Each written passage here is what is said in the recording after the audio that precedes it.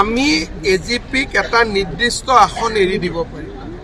তাতকৈ যদি আসন এৰি দিওঁ আমাৰ দলৰ আভ্যন্তৰত খেলিমেলি হ'ব। যোৱাবাৰ যিমান আছিল এটা দুটা আগপিছ আমাৰ দলৰ কৰ্মকৰ্তাসকলে বেয়া নাপায়, কিন্তু তাতকৈ যদি বেছি কৰিব যাওঁ আমাৰ দলে বেয়া পাব। তেনেকৈ অতুল বৰা ডাঙৰীয়াৰো সমস্যা আছে, তেওঁকো বেছি চিট লাগে কাৰণ তেওঁৰ তাতো দাবী আছে, আমি দিব নোৱাৰোঁ আৰু তেওঁ আমি দিয়াখিনি ল'ব নোৱাৰে। তৃতীয় বিকল্প কি যে প্ৰত্যেকবাৰেই 2-4টা চিটত আমি বন্ধুত্বমূলক খেলোঁ। 2016তো খেলিছোঁ, 2021তো খেলিছোঁ।